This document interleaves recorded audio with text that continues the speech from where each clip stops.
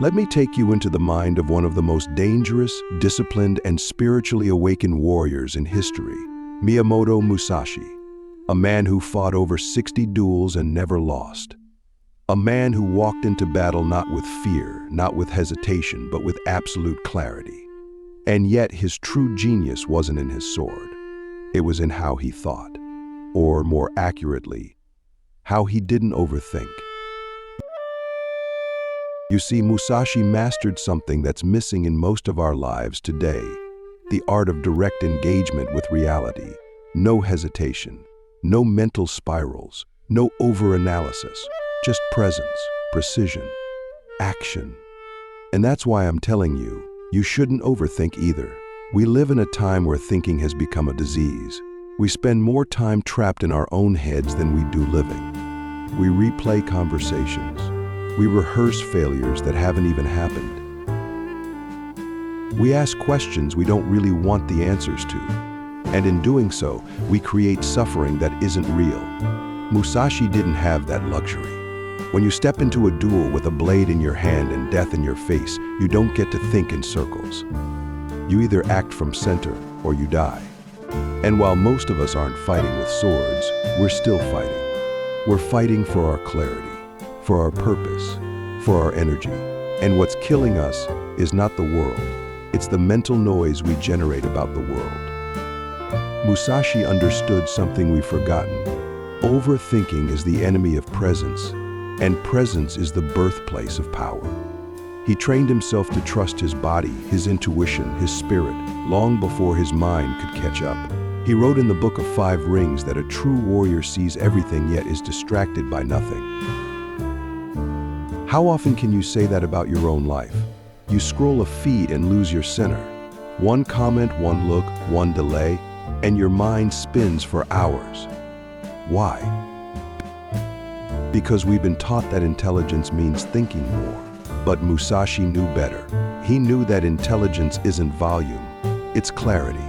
The fewer thoughts you have between perception and action, the more alive you become. Click subscribe to this channel to get more profound insights. Let me ask you something real. When was the last time you trusted your first instinct and it was right? And now ask yourself, how often do you bury that instinct beneath layers of doubt, logic, fear, and mental gymnastics? That's the trap modern life sets for you. It seduces you into believing that more analysis will lead to better outcomes, but it doesn't. What it leads to is paralysis. The job you didn't apply for, the person you didn't speak to, the opportunity you hesitated on, the truth you didn't say, all because you were waiting for the right moment. Here's the truth. The right moment is created, not calculated. Musashi didn't wait for openings. He created them with movement, mastery, and mindset.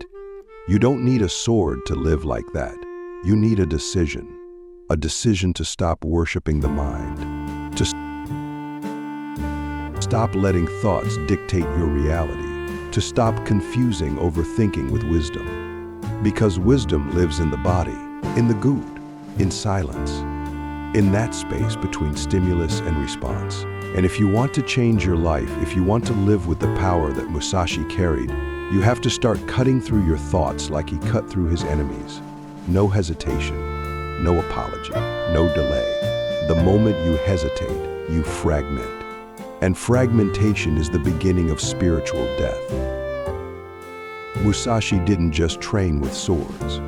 He trained with brushes, with wood, with people, with nature.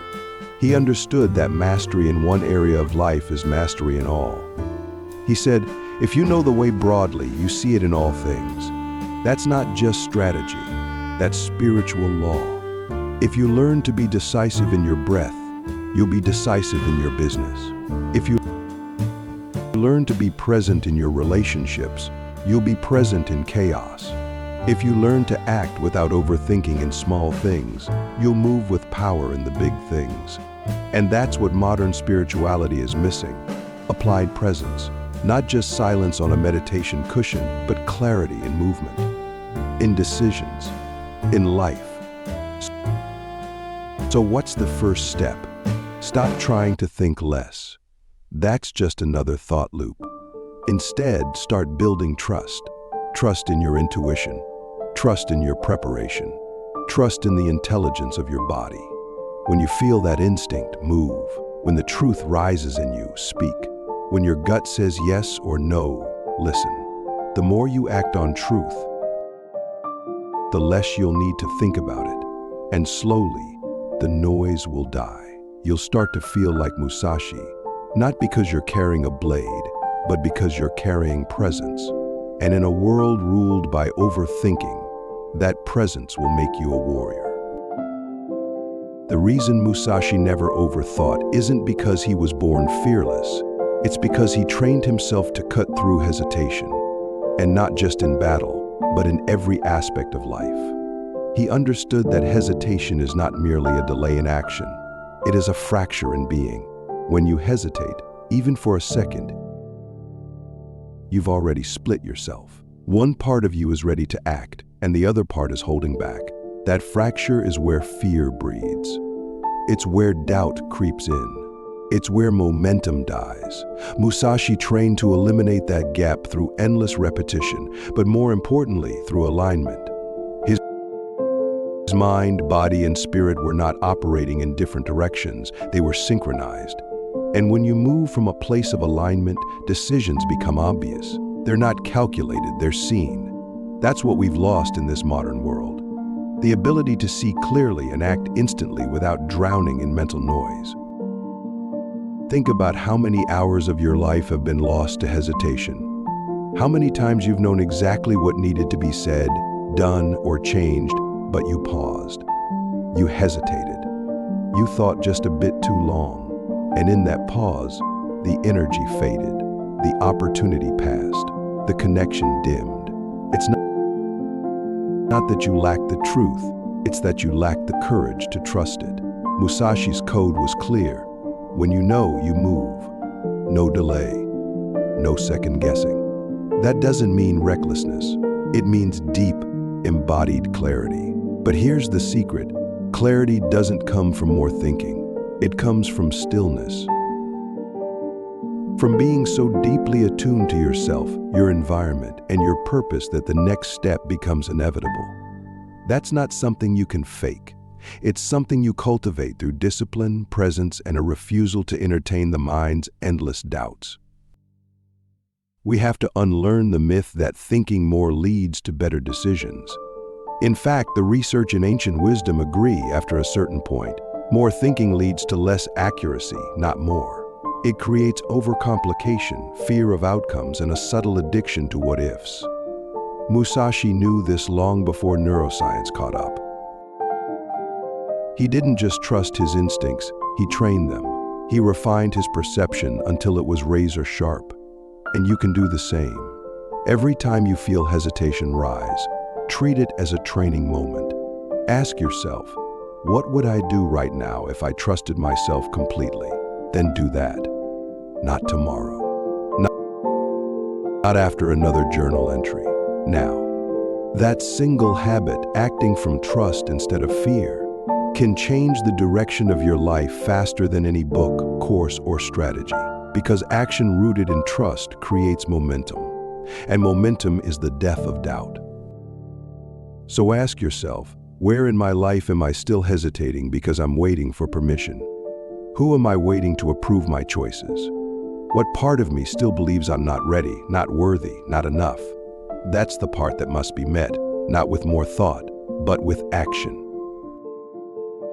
Musashi didn't become a master because someone told him he was. He became a master because he acted like one long before the world caught up.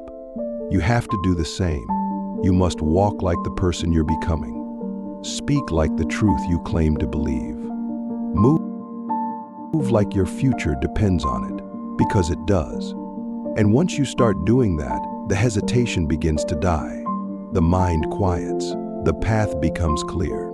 Not because it's easy, but because you've become undeniable. Let's talk about the one thing Musashi carried more powerfully than any sword, the stillness of his mind. We romanticize the duels, the skill, the strategy. But the real reason he was undefeated wasn't just technique, it was silence, inner silence.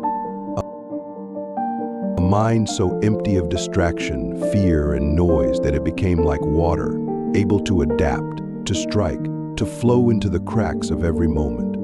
That's the true warrior's blade. Not steel, but clarity. Because the clearer your mind, the quicker your decisions. The quieter your thoughts, the louder your intuition. And the more stillness you carry inside, the less the chaos outside can touch you. Stillness doesn't mean inactivity. It means mastery in motion. It means every movement comes from center. Every choice arises from peace, not panic. That's what Musashi cultivated, and it's what you must reclaim in a world that profits off your distraction. We've been trained to fill every empty space, to grab our phones when we're alone, to scroll when we're uncertain, to consume information instead of facing ourselves. But the warrior's mind begins in the opposite direction. It begins in emptiness. It begins when you stop running, when you sit with your discomfort, when you breathe into your fear instead of avoiding it. That's when the real training begins. Musashi spent years in solitude, studying nature, observing patterns, refining his craft, not just on the battlefield but in the mind. He wasn't trying to win duels, he was trying to master himself. And once you do that, the outside world becomes manageable. Because you no longer react to it. You respond from a place of strength, of calm, of sovereignty. That's the real victory. Not in defeating others, but in defeating the chaos within. So how do we build that stillness? Not by escaping life, but by engaging it differently. Start by noticing when your thoughts are running the show. Ask yourself, is this thought useful or just familiar? Begin to create space between stimulus and response. Pause before reacting. Breathe before deciding.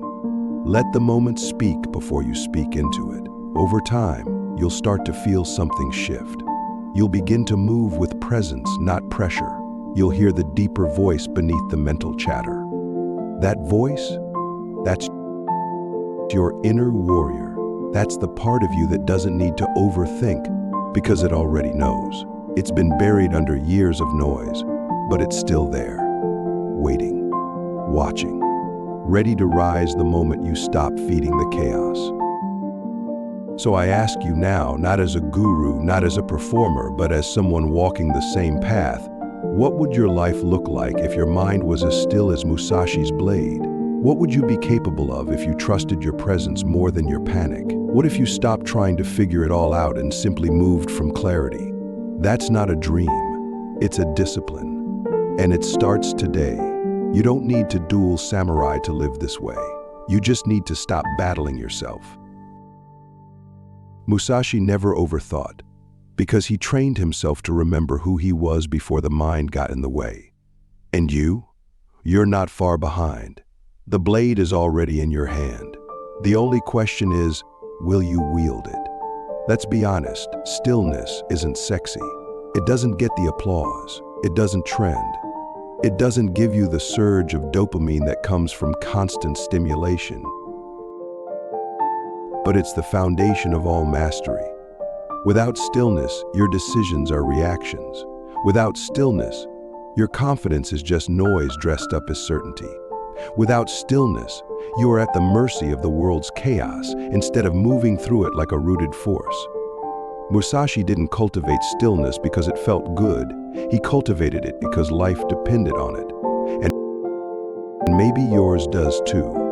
Not in the sword meets sword kind of way, but in the every decision I make is shaping my future kind of way. And if every step is shaping the path, shouldn't the one taking those steps be calm, clear, and centered? The modern world rewards speed, but Musashi trained for precision. Think about that. We're taught to move fast, speak fast, respond fast, decide fast. But who benefits from that? Certainly not your soul. Certainly not your clarity. Musashi moved with deliberate intention. He didn't allow the energy of others to dictate his timing. He didn't rush to meet life. He let life walk into his presence, and then he acted. That's not slowness. That's sovereignty. That's what happens when you stop trying to keep up with the world and start making the world keep up with you. And that's something you can begin practicing right now. Don't just respond because you feel pressure to. Respond because you chose to, from a place of grounded knowing. But here's the truth most people run from. Stillness reveals things. It will show you where you're still afraid, where you've been lying to yourself, where you're outsourcing your power to other people, to old wounds, to imagined futures. And that's why most avoid it, because it's easier to scroll than to sit. It's easier to talk than to feel. It's easier to plan than to listen. But Musashi walked straight into that fire. He met himself in the silence. He faced the part of himself that wasn't polished, wasn't perfect, wasn't ready, and then he trained that part until it became unshakable. That's the inner dojo. That's the real battleground. And if you're brave enough to sit with yourself, to breathe through the discomfort, to stop running from your own depth, then you don't just honor Musashi's path, you become it. So I'll leave you with this. What is stillness trying to show you that noise is trying to hide? What if the clarity you've been chasing through books, videos, mentors, and strategy has been waiting quietly inside you this whole time? Not in the next answer, but in the next breath. Not in the next plan, but in the pause before movement. Musashi never overthought, because he had trained his being to trust silence more than noise, presence more than panic, and instinct more than intellect. That path is still open, not just for samurai, not just for mystics, but for you, right here, right now. All that's left is one thing: the decision to enter the stillness and never beg your mind for permission again.